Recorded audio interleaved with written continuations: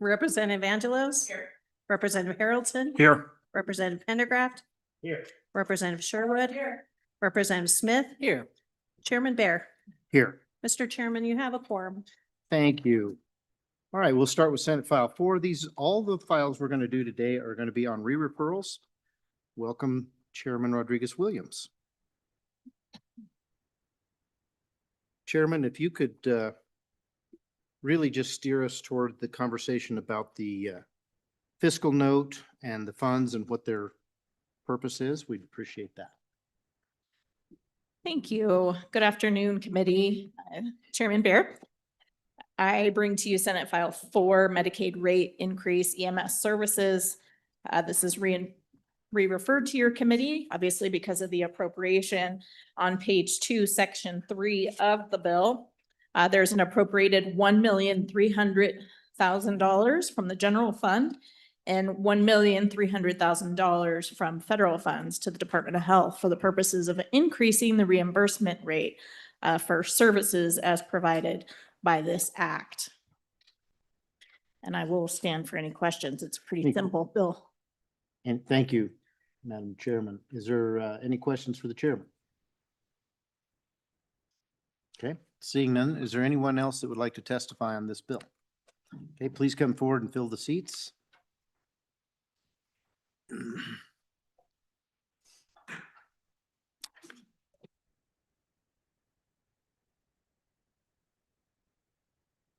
All right, we'll start down at this end here. Please introduce yourself to the committee and the public and give us your thoughts on Senate File 4. Thank you, Mr. Chairman, committee members, Eric Boley with the Wyoming Hospital Association. And we're here in support of not only the appropriation, but this bill. This was an interim bill that we worked on more than the last year, but it came to you now. Our nursing, I'm sorry, I've got so many. Our ambulance services are really struggling in our state. This has been one of the governor's priorities in his healthcare task force. And we're trying to find ways to make sure that when you dial 911, that an ambulance shows up. The rates, the Medicaid rates for ambulances have been frozen or cut for more than a decade. We haven't seen one increase, but we've seen increases in cost. There are 44 services in our state right now that are active and participating.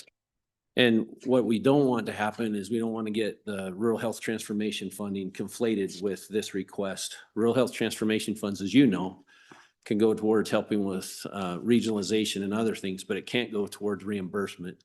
And so even if we spend rural health transformation funds to create a model, we still need to be able to sustain it into the future. And this funding would help our struggling EMS services. We've seen closures all around the state. We have seen consolidation and some really good examples of regionalization taking place, but most of those services are being operated at a loss. This 1.3 million from general fund and 1.3 from federal funds would help with that. And we actually discovered in committee just recently that there's a possibility of us doing a tiered structure so that all this these funds would be distributed, but we could actually help some of our small rural facilities with an increased payment higher than those in our more urban areas. And so with that, I would ask for your favorable consideration, pass this on and let it be heard on the floor, and I'd be willing to stand for any questions. Any questions for Mr. Boley? Representative Harrelson. Thank you, Mr. Chairman. Mr. Boley, thank you for being here. Couple questions. One, what is our average reimbursement, private or insurance-based reimbursement? What's our average reimbursement Medicaid and our average reimbursement Medicare? Can you give us those three numbers just to give us a little bit of context? Mr. Boley. Mr. Chairman, Representative Harrelson, thank you for the question. So currently, and this is the average standard call for EMS, Medicaid pays $280. Medicare pays $576. And the average commercial rate is about $950. Mr. Chairman, could I just get one more? Just say that again. Go ahead. From Follow up. 200 Boley. Sure, Mr. Chairman. Medicaid, 280. Medicare, 576. And private insurance is around 950. And what I would add is there's really no limit to what the state can pay. It's a matter of what we're willing to put into general fund, and then we get matching federal funds, dollar for dollar. In other states, we've seen, Utah is a great example. We've seen where their standard, that $280 rate is close to $1,000 for Medicaid. I think the thing also to realize, and I won't go on, I know there's a lot to go, but the thing to realize is a lot of our calls when our EMS services go out, they don't transport a patient. We get called out because mom's on the floor and needs to be transferred to the bed, or mom's in the bathroom and needs to be transferred somewhere else.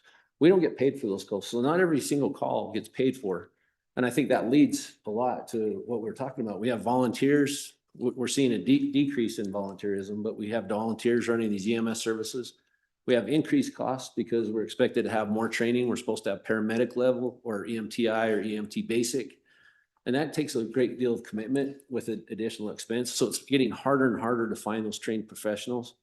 We've seen wages increase. We've seen increases in every area of expenses, but we haven't seen an increase in reimbursement. And this isn't going to solve everything. But this would be a great help to help these struggling EMS services as we take a look at rural health transformation and the ways that we can make things better. One more follow-up real quick. Please go ahead. What would this change that $280 number to? My understanding, Mr. Chairman and Representative Harrelson, my understanding is it would bring us up to the Medicare level, around $570. But what I would tell you, even Medicare shouldn't be the gold standard. We still lose money on Medicare calls. They pay about 87 cents on the dollar for what it costs us to do those runs. Okay, further questions? All right, thank you, Mr. Thank Bowler. You, sir? Thank you, Mr. Chairman. Mike Jones, Fremont County, and on behalf of the WCCA this morning. There's local, state, and federal conversations on trying to solve the EMS funding model. And certainly we've struggled in Fremont County. 5 years ago, we were being paid $1.2 million by a provider so that they had the opportunity to serve EMS services, excuse me. And we are currently today, this last year, we paid $1.8 million in subsidizing a provider to help us with that. We expect that to go to $2 million. This piece is a significant piece that represents one tiny piece of the puzzle that helps relieve our providers and our local governments. Just gives them a little bit more in covering the inflationary costs that have hit us. And those costs include labor increases and capital increases. So we're just really urge you today to move this bill forward. And thank you for your time. Questions for Mr. Jones? All right, seeing none, thank you for being here, Mr. Jones. Please introduce yourself, sir. Ladies and gentlemen, Mr. Chairman, members of the committee, Don Morris, I'm a volunteer for AARP. And I used to work in the EMS system in the 1970s and 1980s. And although some days I wake up, I feel it was in the 1870s and 1880s. But I'm here to urge you to support this bill. And as everybody else has been saying, we are in trouble in terms of ambulance service. Financially, this bill represents a small but significant boost to services. And without belaboring the point, I would just ask you, put yourself in the position of being a potential patient. You travel all over these communities. You live in these communities, and Wyoming is an aging state. And people need all the medical help they can get, but particularly in EMS. And in 2024, AARP Wyoming did a survey of 1,000 adults. Almost 3/4, 73% felt that ambulance services and the EMTs should be paid the same as police and fire. And I don't know how that's going to play out. I think there's another bill that ultimately may address that. But I urge you to support this bill. It's a small but significant step toward making our ambulance services healthy. and for protecting our people and giving them the services they deserve. Thank you, and I'm open for any questions. All right, thank you, Mr. Morris. Questions for Mr. Morris? All right, seeing none. Thank you for being here. Ma'am? Hello, good afternoon, Chair, Committee. My name is Micah Richardson. I'm with the Wyoming Women's Foundation and at the Wyoming Community Foundation, and I'm here to just provide a little bit of additional information about the positives of EMS in our communities. There were a total of 703 requests for EMS services related to OBGYN and neonatal care in 2024. So we see this as a really important piece of the puzzle for maternal health as well, as it's really playing a role there. I'd also like to put on another hat and share the response from our city chief. I am on city council as well. And he shared that this would be important in increasing ground ambulance reimbursement, as you all know, and just to cover that cost of readiness. So we are in favor of it on that side of things as well. Very good. Any questions for Ms. Richardson? All right, thank you very much for being here. I see that I have Representative Connolly and Representative Wiley here. Would either of you like to opine on this bill?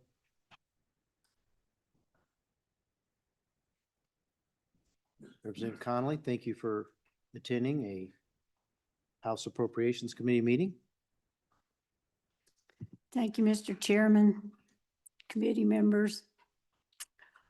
I'm here because I think there's a little bit of confusion. These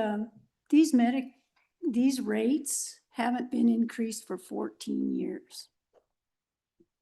I think it's time we do a little rate adjustment, especially when, speaking from my district, and I imagine it's this way across the state, but I would say at least 80% of our ambulance calls in my district are Medicare, Medicaid calls.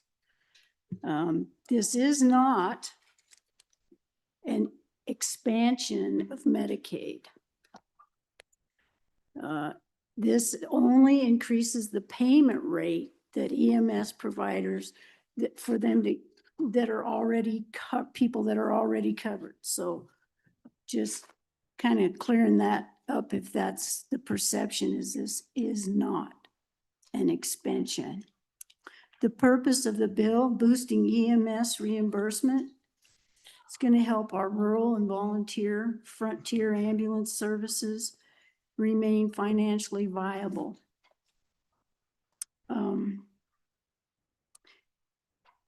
So I think it was said earlier that when we go on calls, many of these calls are not reimbursed because you do not pick them up and transport them. You help them on scene, but you still have the cost of your ambulance operations, the cost of your on-call staff, and this would really help with that piece of the service. When an average call depends on whether you're basic life support or advanced cardiac life support service. It costs in our district, we have 2 services and we're operating on about $1 million. And the costs just continue to rise, and we don't have the volunteer people that we used to because, for one thing, we have a lot more training that we have to go through. And when you're working a job and trying to go through training, it used to be when I started out, it was like put some oxygen on and drive really fast, and that's all you needed to know. That's not that way anymore. We have highly trained hours worth of training for our EMS staff people, intermediates, basics, paramedics, and the cost of that training is extensive, just the books alone. So anything that we could do to help even a little bit would be very much appreciated. So I just ask your support on this bill. Okay, questions for Representative Connolly? Representative Sherwood? Thank you, Representative, for being with us here today. I know that you are ready to leave your seat. And so I'll ask a question and let you phone a friend if need be. I'm curious, so I heard that right now Medicare is about 87 cents on the dollar, which means it's not covering the full cost. Do you know what the appropriation would be if we went to 110% of the Medicare rate? And do you know if that was discussed during the interim with the committee? Thank you. I don't Representative know. Connolly? No, oh, excuse me, Mr. Chairman, I do that every time. I'm sorry. Please, through you, to you. I can't answer that correct, I don't think. I know our average, cost of an average call for the people that I know, it can be anywhere from $1,500 to $2,000 a call.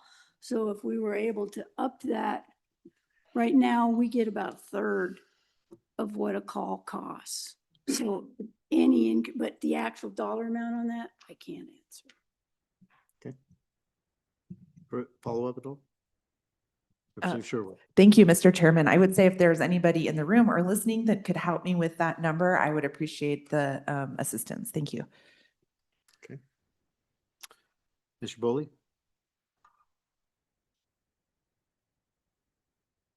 Mr. Chairman, committee members, we only discussed 100% in the interim. Obviously, 110% would be, it might get us closer to actual cost coverage for Medicare patient, but we only discussed 100%. Representative Pendergraft? Thank you, Mr. Chairman. Thanks for coming back up. I thought of a question after you left, so I'm going to take the opportunity here.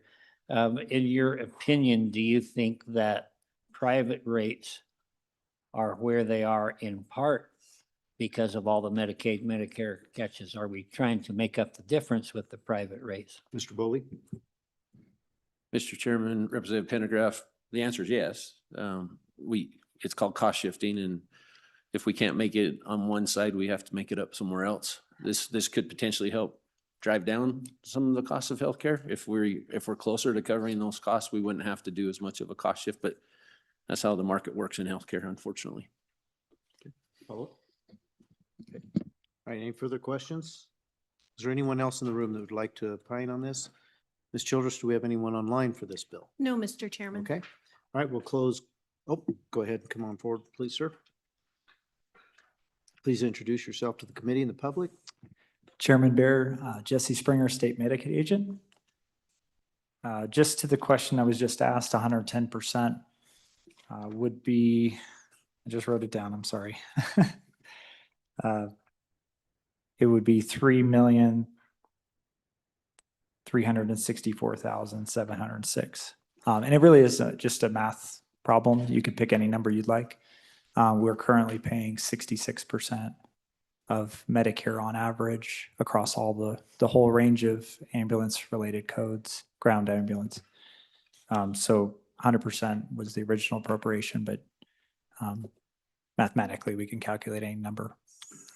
Mr. Springer, would that be both federal and state funds, that figure? The 3,364,706 would be total cost, and then that number would be divided by 2. We currently, for these services, receive 50% federal match. So 50% of that number would be general fund and 50% would be federal funds. Chairman Bear, I would like to note there is a potential amendment that would direct the department, which I think we would envision doing, but it would be clearer to adopt. The current Medicare methodology does urban rates, does a 2% add-on for rural areas, and then does a 26% add-on for super rural areas, which are the smallest 25% of rural counties in the United States. So a lot of the issues we're talking about are going to be in those super rural counties. And so Medicare has already created in the last 2 years a mechanism for those. The cost of that is not great because there's not a lot of trips occurring in those super rural areas, if that makes sense. There's just not a lot of people. There's not a lot of trips. So even though that's a very big difference per trip. It's just not a lot of trips. And again, that number for the super rural was 28%, I'm sorry, Chairman Bear, it's 26%. 26%. And Mr. Springer, on the 110%, it's still a 50-50 match if you go to 110%. Chairman Bear, that would be correct. As long as, we're always assuming we can get these rates approved by CMS, which we don't necessarily think there would be any problem with that. But if they didn't allow it to be to that level, it would be at whatever max level they would set. Okay, all right. Further questions? All right, seeing none. Anyone else in the room would like to opine? All right, we'll go ahead and close public comment. Committee, what's your pleasure? Okay, moved by Sherwood, second by Angelos. Any discussion on the bill?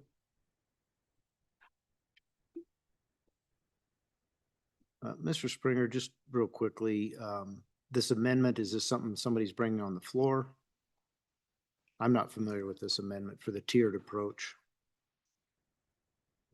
Chairman Bear, it was requested by Chairman Rodriguez Williams. Okay, And I believe she's having draft. I'm not sure that she's going to submit that or not. okay, It just clarifies what, just so there's no discrepancy that the estimate does already do that. very good. But that would clarify that there's no discrepancy, that if the department does that, that it's clearly directed. Very good. Thank you. Okay.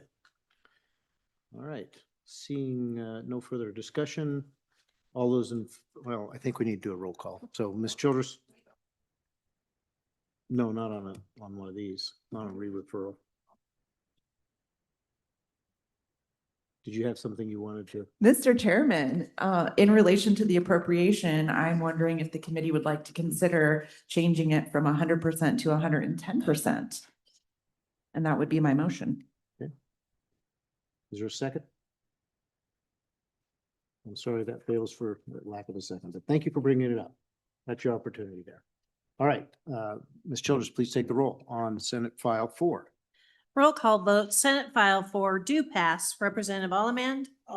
Representative Angelos. Representative Haroldson. Aye. Representative Pendergraft. Aye. Representative Sherwood. Representative Smith. No. Chairman Bear. Aye. Mr. Chairman, 6 aye, 1 no. All right. On to Senate File 12. I'm going to have the bringer of the bill present first, and then I'll have you come up after that, if that's all right. I appreciate your super eagerness there. Okay. Welcome, Representative Wiley, to the House Appropriations Committee. Mr. Chairman, committee, thank you for having me in here. Acoustics are great. I'm here to present Senate File 12. It's a pretty simple bill. We're working on a proposal to the reenlistment bonus programs. I know a couple of the folks on appropriations have previously served on the Transportation Committee, and they know the plight of keeping our reenlistment up to date and on par, so we can continue to work with our federal dollars that were allotted, and doing retention. For one, it's cheaper than replacement. It's a controlled investment. We're asking for $1 million. It expires June 30th, 28. So it's going to be reviewed again. The Guard also helps with some of the other issues that we've debated throughout the session: wildfires, flood, winter storm response, infrastructure emergencies. Again, it helps us leverage the federal investment because we have a lot of dollar for dollar matching in here. So if we don't have our retention to a certain percentage, we lose some of that funding from the federal government that we need to keep in place. We heard from our good representatives of the Guard that we are going to add on a new HIMARS battery. Thank you. And that's also going to help us, get the personnel that we need to expand into that. This is just currently, protecting our investment in our Guard, and I believe it's a good Senate file. It's a good bill. I'll stand for any questions. Any questions for Representative Wiley? Representative Sherwood? Thank you, Mr. Chairman. Could you help me remember, did we address this before in like a budget footnote? Or has there been a similar policy that we're just going back to and then renewing the concept? Thank you. Representative Wiley? Mr. Chairman, Representative, yes, this is kind of an ongoing thing. We continue to have these reenlistment issues that we have to just kind of adjust and address as we move on, because there's several different things that kind of affect enlistment, you know, deployments. And I think right now we're kind of in between deployments between the Air Guard and then the National Guard on when our folks leave, when our folks come home. And then there's always that kind of turnover. And then we have to refill the, you know, the personnel there so we can keep our strength up. Okay, further questions? Representative Wiley, can you just kind of give us a history of the discussion about the $5,000, how that was come to? Yeah, Mr. Chairman. So we looked at this and, you know, the real issue that we're having is a lot of the surrounding states are changing the way that they have their policies. So we're trying to match that and give the Guard the latitude to be able to make it attractive for our folks to stay here in the Wyoming National Guard or Wyoming Air Guard. Several states around us are trying to get these folks to transfer over to them, and then we will have a bigger issue trying to retain our personnel. Representative Pendergraft? Thank you, Mr. Chairman. Welcome to Appropriations. So when I was served 10 years, reenlistment bonuses were a big deal, especially for critical MOSs. Can you tell me a little bit about how these bonuses, maybe a little bit about what the average bonuses are? Do we have some critical MOSs that we're paying an enhanced bonus for? And perhaps even for recruitment, is there a bonus for bringing a friend? So kind of a package deal there. Representative Wiley? Thank you, Mr. Chairman. Representative Pendergraft, yes, kind of on everything. Like, you know, like I've previously stated, you served with me on this committee, so you're pretty familiar with it. But yeah, so right now, you know, I talked about it a little earlier. You can look at Montana. They have $1,000 reenlistment bonus. I believe right now ours is $500.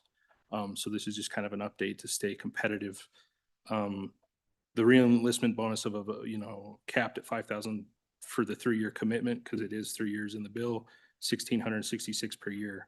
And that retention cost there is a lot lower than the, you know, surrounding states and where these folks would go. Yeah. Further questions? Representative Pendergraft?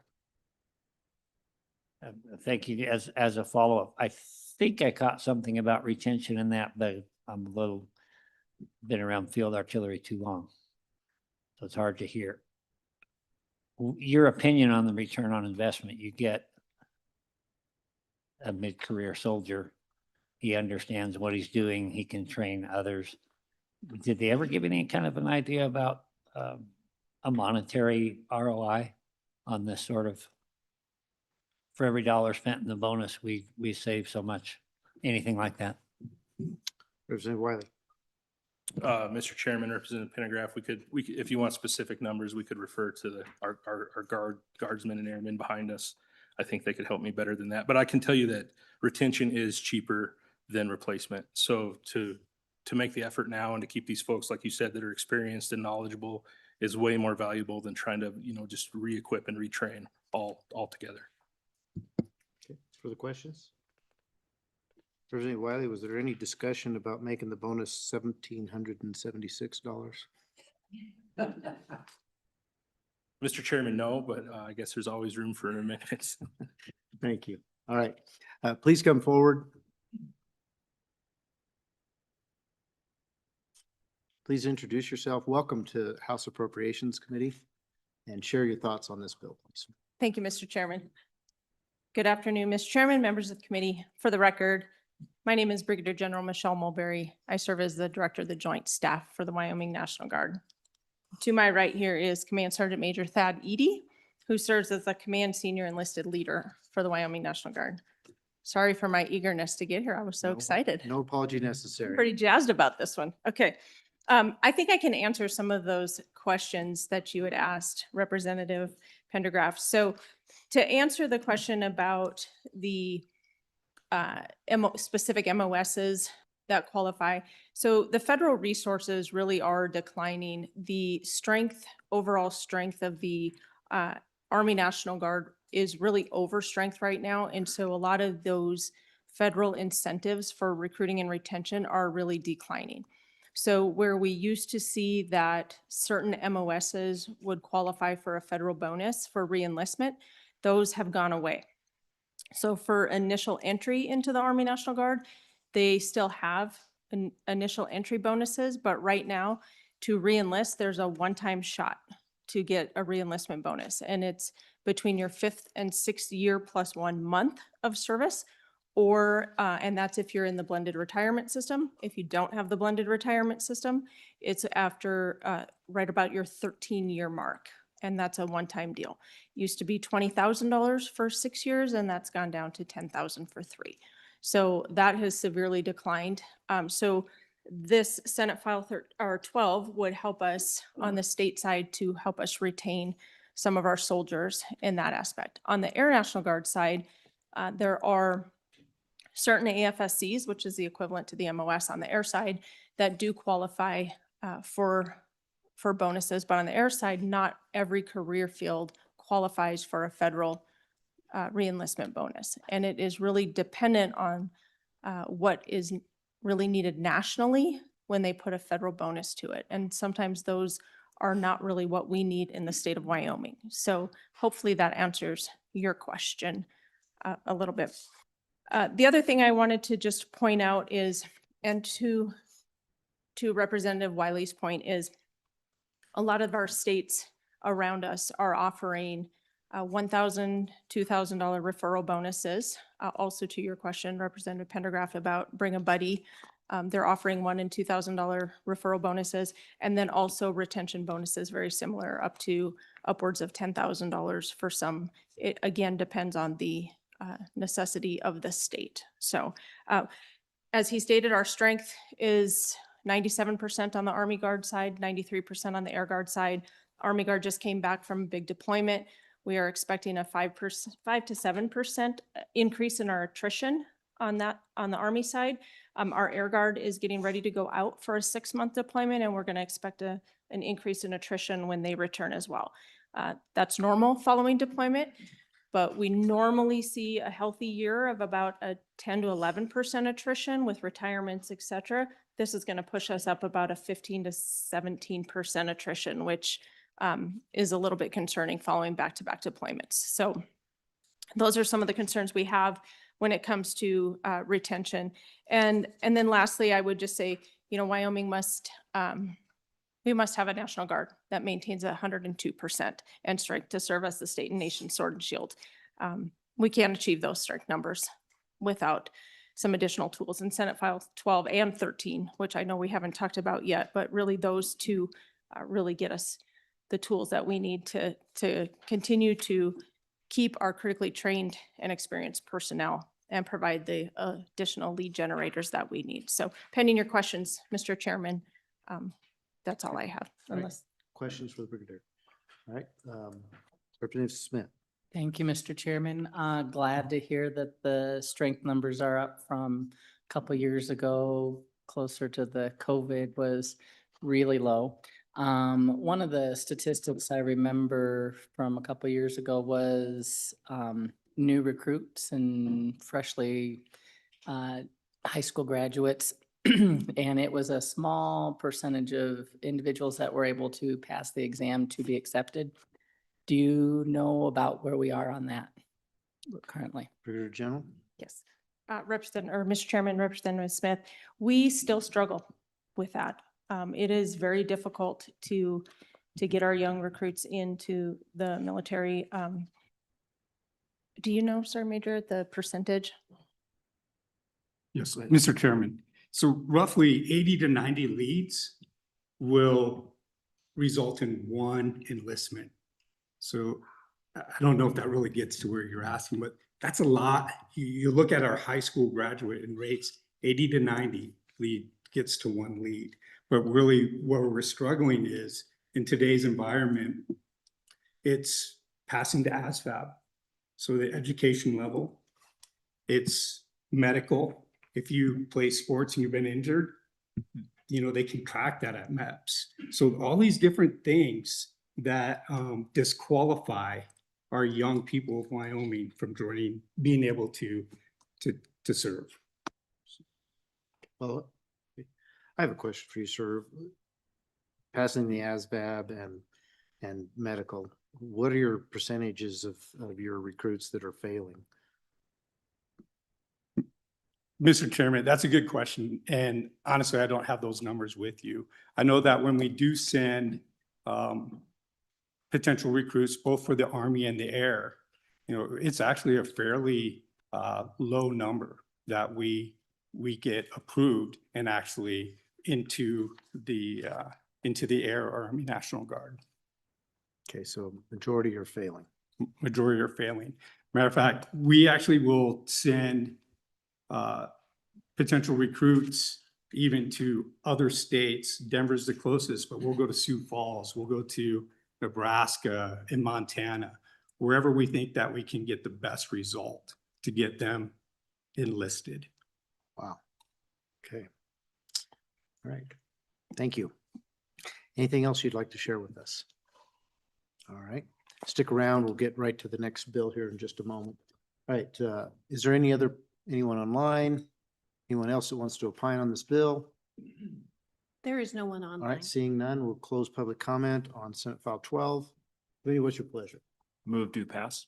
Okay, moved by Harrelson. Do I have a second? Seconded by Sherwood. Any comments on the bill? Seeing none, we'll see an interest to vote. Let's go ahead and vote. Ms. Childress. Roll call vote, Senate File 12 engross do pass. Representative Allemand? Aye. Representative Angelos? Aye. Representative Harrelson? Aye. Representative Pendergraft? Aye. Representative Sherwood? Aye. Representative Smith? Aye. Chairman Bear? Aye. Mr. Chairman, 7 aye. Okay, back to you, Representative Wiley. Mr. Chairman, thank you. I wasn't going to present this next bill, but since I'm here, I'm as good as anyone else. So And let's, Representative Wiley, you really don't need to present the detail of the bill, and we can certainly ask you questions if we have them. Sure. Just tell us about the appropriation and we'll go from there. absolutely, Mr. Chairman. So this is, I believe, a $250,000 appropriation.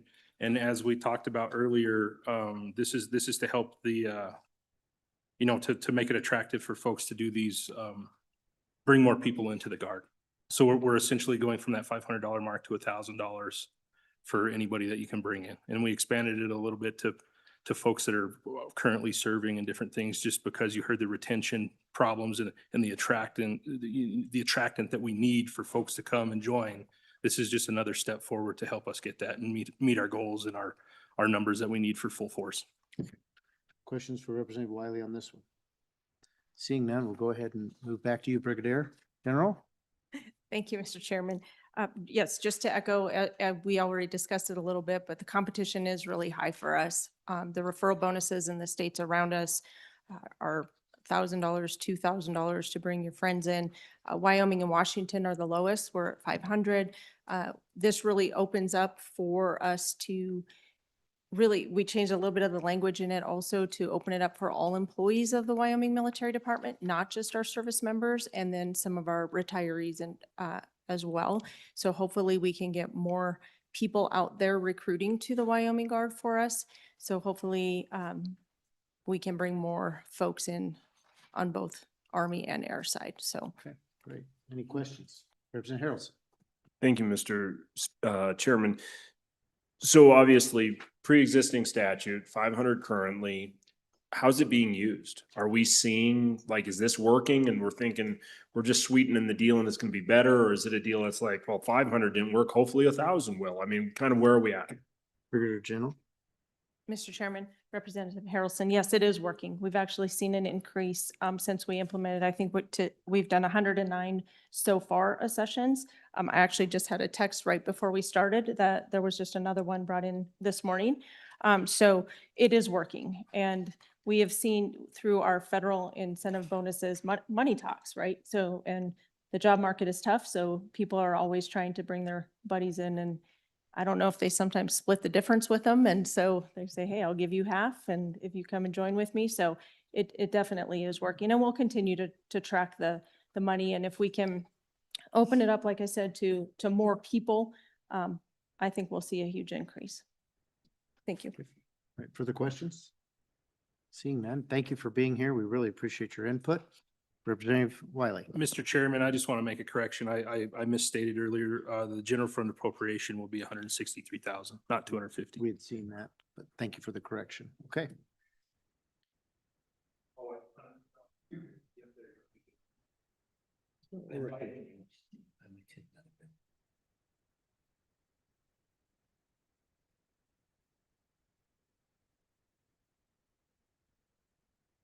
I already moved off of that one. Okay, all right. I think we're good. Thank you. All right, any other public comment? Seeing none, we'll close public comment. Committee, what's your pleasure? Move to pass. Move to pass by Haroldson, second by Angelos. Any discussion? Seeing none, Ms. Childers, please take the roll call. Roll call vote, Senate File 13 engross do pass. Representative Allemand? Aye. Representative Angelos? Aye. Representative Haroldson? Aye. Representative Pendergraft? Aye. Representative Sherwood? Aye. Representative Smith? Aye. Chairman Bear? Aye. Mr. Chairman, 7-0. Thank you.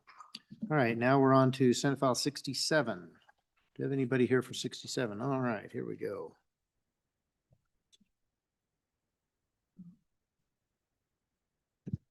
Hang on a sec. Let's see. Okay, Senator Larson, thank you for being here today. You bet. Mr. Chairman, thank you. Thank you, committee. Good to see you again. Been a little while. Yes, it has.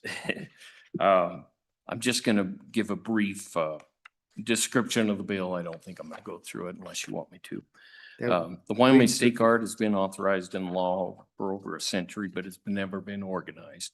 If organized, it would be a separate branch of the organized state militia, independent of the National Guard, a state military force with no federal obligations, commanded by the governor through the adjunct general. Its primary purpose would be to provide support and back up the state's National Guard in performance of its state missions, especially if the National Guard is activated into Title 10 federal service and deployed out of the state.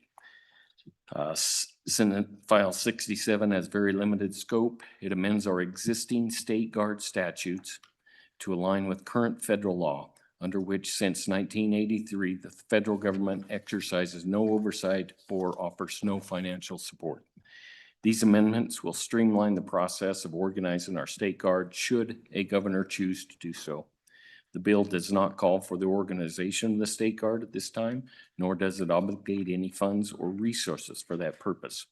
It requests the appropriation of a total of $25,000 over the next 2 years to defray travel and administrative cost of the governor or of a governor-appointed council of defense. This council is called for by existing statutes to address issues of size, recruitment, organizational structure, equipment, and mission for the Wyoming State Guard prior to any decision to proceed with this organization. I ask for your favorable vote.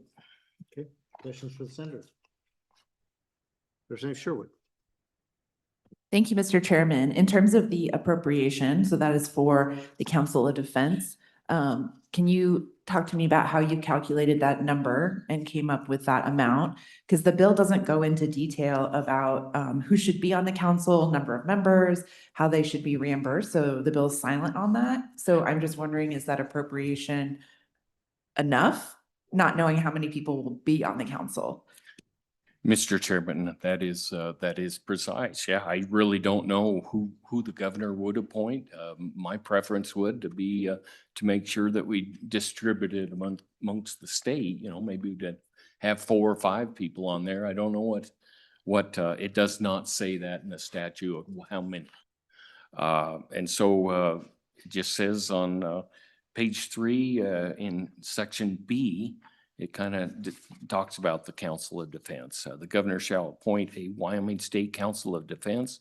The council's subject to the approval of the governor. may organize necessary subordinate branches and establish rules and regulations of the operation of the council and assist in all matters pertaining to the Wyoming State Guard. Pretty much, kind of give an idea of what we might be looking for. I don't know what we're looking for. We did add an amendment in there to make sure it resembles what the National Guard does within the state. They help in emergencies, floods, fires, or whatever. So that's kind of what the idea in my head. Representative Sherwood. Thank you. Thank you, Senator. Can you talk about how you came to the 25,000, how you chose that number? No real reason, just a number. Oh, Mr. Chairman, sorry. No, I picked it out, maybe hopefully to help them with travel and expenses and such for their meetings, and if they needed computers or whatever, no computation. No. Thank you, Mr. Chairman. Have you spoken with our chief executive about this idea? Mr. Chairman, yes, for 3 years. Most of the time we've talked about it, it says, how can we buy helicopters and tanks for these people? That's not the idea. All right, further questions? I'm just curious about the language here on page 3. Page 3. Page 3. When we're dealing with the appropriation, it says on line 19 and 20, for the purposes of appropriating and convening a Wyoming State Council of Defense. And then after that, it says, and for establishing and equipping the Wyoming State Guard. So do you think, so this money, I guess, is to go to equipping? Or was that unintended there? Mr. Chairman, that is not the intent. No, if you wanted to delete that part, I'd be fine with it. It's whatever you want. It is not going to establish and equip the Wyoming State Guard, as he deems necessary. Trying to think of 25. how many AR-15s or M16s we could purchase for 25? I don't know, maybe, Mr. Chairman, maybe 10? All right. Any further questions? Seeing none, thank you for being here and presenting. Is there any other public comment on this bill? That's fine, yeah. Welcome to House Appropriations. Please introduce yourself to the committee and the public and give us your thoughts on this bill. Mr. Chairman, members of the committee, my name is Seth Alvestad. I'm a policy advisor in Governor Gordon's office. The governor sends his best regards. The governor is neutral on Senate File 67, but is comfortable with its implementation if passed by the legislature. Currently, the governor has the authority to establish a state guard and appoint the State Council of Defense. The appropriation within this Senate file will allow the governor to stand this council up, should he choose to do so and fund those meetings. If this legislation passes and the governor does stand up a Council of Defense, there will need to be many well thought out considerations in regards to funding, equipment, span of control, and recruitment of a state guard. So I just want to give you guys a few brief comments. Governor is aware of the bill, and if it's the legislature's intent to pass the bill, then the governor's comfortable with the implementation and getting the Council of Defense stood up and doing some planning with what to do next. Questions for Mr. Olmsted? I have one. This is a pretty vague way of setting up a council. So are there any other councils that are giving the chief executive this much leeway as to who he will pick, how large it'll be, what the scope of their work will be? I'd have to get back to you on, Mr. Chairman, I'd have to get back to you on specifics on different councils. There are definitely several councils where the governor makes those appointments, but it might be more structured in the legislation that passed on how he appoints and maybe who he appoints. And that would be something our office would work with the sponsor on if that's, what the body would like. Okay, thank you. All right, thank you for being here. Any other comments on this bill? Okay. Anyone online for this one? No, Mr. Chairman. Okay, we'll close public comment. Committee, what's your pleasure?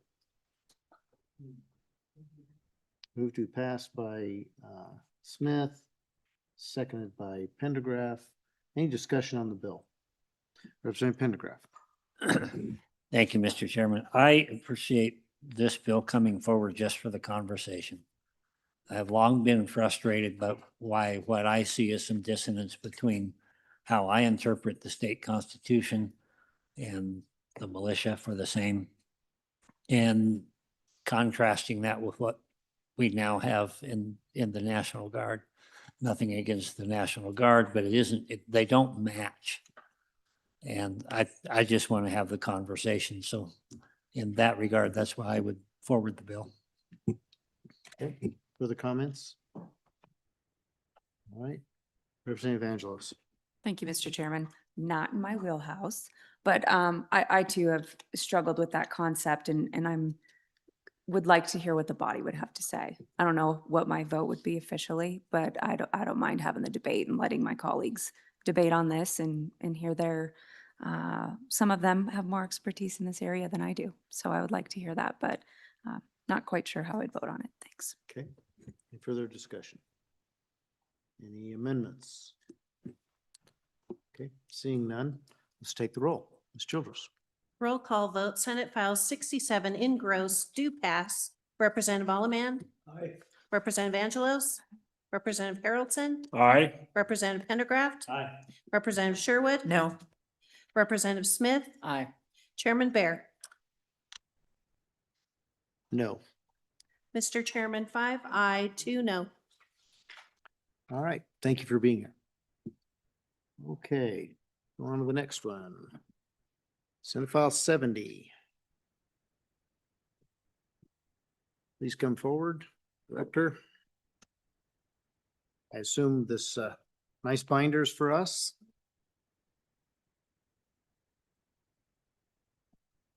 Okay. So Chairman, committee members, Bill Brewer, Deputy Director of Construction for Wyoming Water Development Office.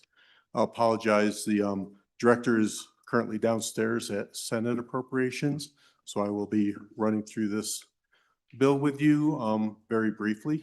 No apology necessary, Deputy Director. We appreciate you being here. So in this large binder, which I will not go through page by page, about the second page, you will find a fiscal note for the agency. So overall, we're here to review the appropriation associated with the Wyoming Water Omnibus Water Bill construction. The appropriations primarily come from either Water Development Accounts 1, 2, or 3, which are funded through mineral severance taxes. A lot of consideration is gone into the projects by our office, the Water Development Commission, and the Select Water Committee throughout the last 5 to 6 months on these appropriations. And it's also gone through the Senate side and the House Agricultural Committee at this point. Not to mention several years of feasibility studies, reconnaissance of these projects, et cetera. So I'll move into the blue book here, which is this large binder you have. Primarily, I'm going to focus, second page in is this large blue sheet. This kind of goes through the appropriations associated with all the projects listed within this book.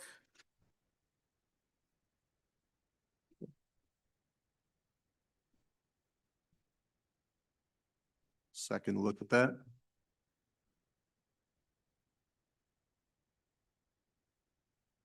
So starting at the top of that page, you will see that there's 4 new development, which is our account 1 funds, projects within this bill. Those 4 projects account for $5,231,500 from the account 1 fund. Moving below that, which would be kind of this tab I area, is our rehabilitation projects. These are projects to take existing infrastructure, either municipal structures or agricultural structures, and rehab them and bring them up to current standards. Within that section, there are 17 new projects being stood up, as well as small water projects for rehabilitation. Within that portion of the bill is $22,659,625 from the account 2 account within water development. There are currently no appropriations within the account 3. So moving into what would be tab B2 on that far left column, these are the project amendments for previous projects. There are 10 project or 9 time extensions for previous projects. And then there's 1 project with a new appropriation. That project is a pre-construction project. Several years ago, we've been having a lot of problems with getting easements, having projects drag on, having money tied up for years. We moved into this pre-construction idea where we fund the design, obtaining easements, getting the documents all ready, having everything ready to actually bid the project. And then when they get to that point, usually about 50% design and all the easements in place, then they come back to get the construction funds so we can move the project and spend those construction funds relatively quickly. So in this project, this Hoback Junction project has moved forward to that point. They have all their easements in place. They are about 50% designed. So they are coming in for a $974,050 amendment to that project. That was the amount that was originally planned when we looked at this project a couple years ago and set it up for pre-construction. So it's not additional money. It's just moving that money finally so they can actually start doing the construction work. So,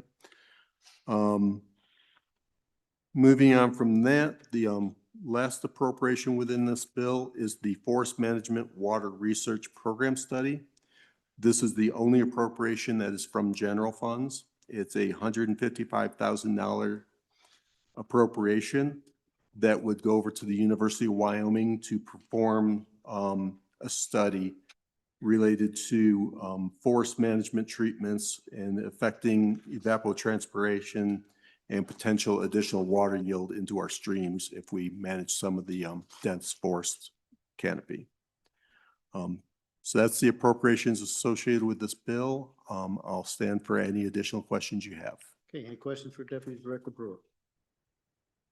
Deputy Director, I have one on the Alkali Creek Reservoir. You mentioned how you're doing this 3-stage funding now. Last year, there was some money set aside for this project. What does the finances look like on this project, and what is the status of the project? I know it was an issue of trying to get easements. Sure. We have met with all the additional landowners that we don't have easements with at this point. We've sat down with them. We had a large meeting. We sat down with them individually. At this point in time, we have verbal agreements with all of those landowners that if we can get on paper what we've discussed up to this point, that they are willing to sign easements. So we are currently working on writing up all those title opinions or options to get the details all straightened out with them. Then they'll review those documents. If they sign those options, then we would move forward with looking for additional funds to finish this project up and then move those options into permanent easements. So, so there was a Senate action last year to fund this project. So does this, go ahead. Chairman, no additional funds were added. It was carried over that the $59 million that had been previous appropriated stayed. At one point in time, it was talked about pulling it back. It was decided to leave that funding in place and give a 1-year extension at that time. Okay, so what kind of an extension are we on now? This would be a 1-year extension to get those options completed with those remaining landowners to get the last, I believe it's about 5% of the easements we need to complete this project. Okay. Any other questions? All right, thank you for being here. Is there anyone else in the room that wants to testify on this bill? I think we have someone online. Ms. Childers, could you please bring in Ms. Kennedy? Yes, I have promoted Ms. Holly Kennedy.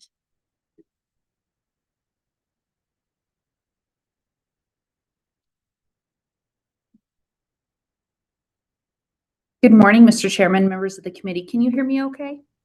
We can. Thank you for being here at House Appropriations. Please proceed. Thank you. Thank you for allowing me to join you today to testify on Senate File 70. My name is Holly Kennedy, and I'm here today representing the 34 individual conservation districts across the state of Wyoming. I am the executive director of the Wyoming Association of Conservation Districts. And we wanted to show our support today for Senate File 70 and all of the funding that it appropriates to communities across our state for a wide variety of projects, as you can see, that are all quite beneficial. The way our support works is we have 170 individual, we call them supervisors. They're board members of our individual conservation districts spread out across the state. And they collectively raise their voices on issues to bring forward them into our policy book, which I then advocate on their behalf for. And this is one area, this water funding, and in particular, the ability to do cloud seeding within this bill is something that they've collectively raised their voices on and have had a lot of support on for a long time. We first had a policy come forward into our policy book on this clear back in 2003. We believe in supporting strategies that further Wyoming's water for beneficial uses, and we feel that this is a very important part of that. We also feel that anything we can do to advance development of water and water resources in the state is extremely beneficial. And if we can augment that snowpack, especially on a year like this, that is certainly very important to do. So again, wanted to voice my support for this bill and the many areas that it will benefit our state in. Happy to stand for any questions with that. Any questions for Ms. Kennedy? Seeing none, thank you very much for being here. We appreciate your testimony.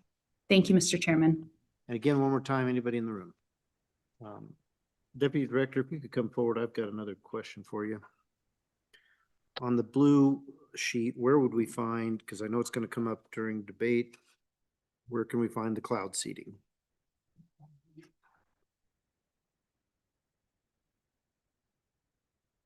Sorry. Chairman, on that blue sheet, it is tab D. D as in Delta. Okay, seeing it now. Is that the only one on this sheet? That is the only place on this sheet. Okay, and what are the funds in that account? Currently, there are no state funds involved in this project. It is just the authorization to move forward if we can receive funds from other parties to fund that project. Okay, and has there been any discussion of other funds made available from other parties? Yes, I do have a list of other parties that are willing to put forward if you wish. Yeah, if you could just share that with the committee, it'd be helpful of going into debate. Sure, Chairman, there is 6 funding partners currently involved, I believe. Central Arizona Water Conservation District, California 6-Agency Committee, Southern Nevada Water Authority, the Bureau of Reclamation, Cheyenne Board of Public Utilities, Green River Rock Springs, Sweetwater County, Joint Powers Water Board are the 6 entities that are currently providing funding. And the BLM, what percentage and what dollar amount are they providing? Bureau of Reclamation, Bureau of Reclamation has 354,143 currently committed. Okay. I don't have the percentage that works out to. Okay. That's reclamation.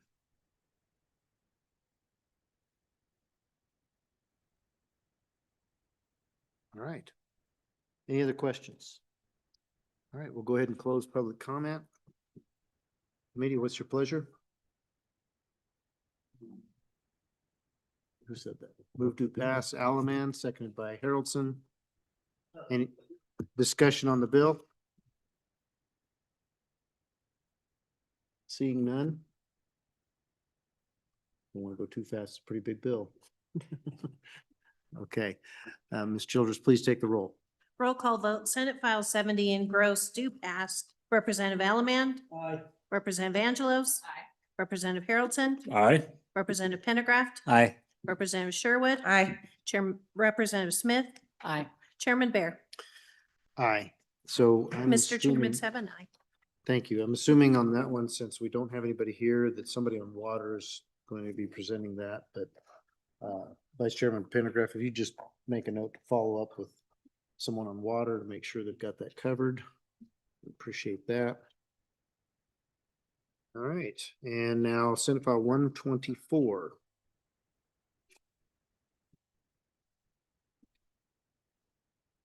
I don't believe we have anyone. Senator, was there anything you wanted to share with us, Senator? You coming up? Okay.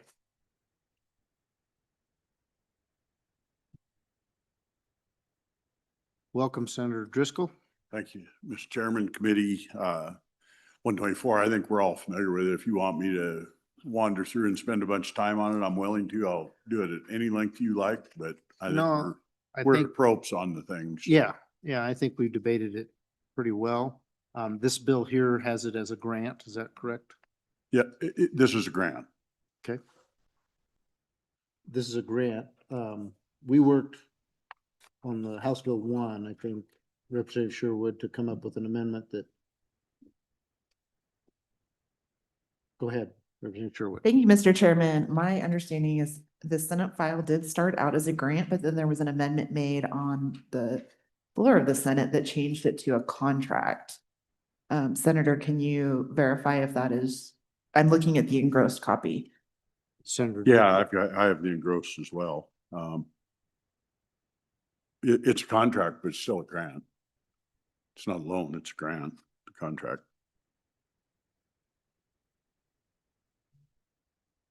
So Representative Sherwood, I think you and I had quite an extensive conversation when we were dealing with House Bill 1 on this, trying to make it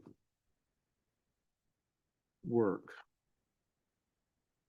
So, Mr. Chairman, thank you. Looking through this, just to clarify, I don't see the word grant any longer. I do think the language is quite similar to what we adopted on the House floor in terms of the appropriation is still the same, that 15 million from the Wyoming Tourism Reserve and Project account. So those are lodging tax dollars. The amendment the Senate adopted, again, removed the word grant, replaced it with a contract. There is still an RFQ process in this version in front of us, which mirrors what we have on the amendment on the House side. Still has to be for public benefit, still a 1-to-1 match, still a repayment provision, still has to have final approval by the AG and the governor. So I think the intent of the language now matches the intent of our amendment. I do think there's just a few words or phrases that are different, but I haven't quite identified those yet. Mr. Chairman, she's correct. The grant words have been removed. The effect's still the same. I mean, it's Right. money. I'm pretty upfront about it. As the money goes out of the tourism projects account. But the grant has been done. It does match what's in the budget, or it's very close to it. Been very heavily vetted through the attorneys to do it right. It goes through the AG. We've had lots of conversations, both in committee and on our side, about the constitutionality of it. This has been worked very hard to make it where it fits inside the constitutional end, right down to the point that the AG has a final run at it before they finally distribute funds. They're going to make a determination to make sure that it's done correctly. And I would like to do a huge thank you to Representative Sherwood for her work on it, because you were really the one that ran it to ground for us to get this to where it's this point. And I think it's a great project, folks. It falls well within our thing. I stand for questions. I think this really has it into, we've tried to run a long ways your way to get this to where it I hopefully fits inside your guys' box a little better. Okay. Representative Sherwood, as I recall, we had, I don't know that it was in the language, but there was a difference between the displays and the basically what would be considered equipment and F&E and most capital construction issues versus the actual capital building, land, that type of thing. So am I remembering that correctly? Yes, Mr. Chairman, I don't think that detailed language is in here or on the amendment we had on the House floor to that level. But with this being a contract, it is the Tourism Board contracting with the Rodeo and Cowboy Museum Hall of Fame project. So my understanding it is specific to the museum. Okay. We might want to, as this goes across the floor, Rep. Sherwood, we probably should make sure we have that buttoned up as best we can, and same as we go into JCC. And I also, Senator, I don't see any controlling language between this and the budget. I know this is your second horse in the race, but we probably should have some controlling language, should we not? Mr. Chairman, I believe we should, correct. Okay. If we don't, we're inviting a veto probably on part of the budget. So we've talked about that amongst ourselves, and I'm more than happy to have controlling language anyway. I mean, we're going to end up the same place anyway. We're dealing with the same people on both sides. So, you know, I'll live at your pleasure. I'll be honest with you. It'd be nice to have 15 million less in the budget.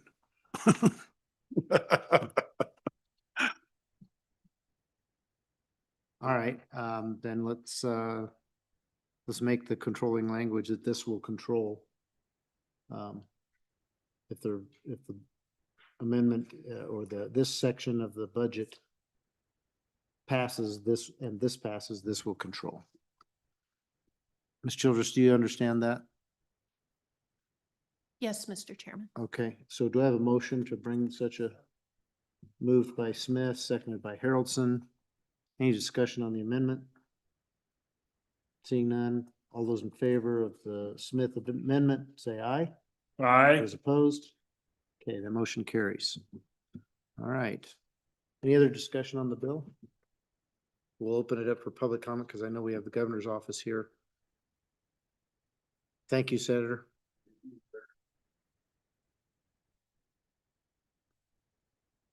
This went through another committee already, right? What, through tourism? TRP?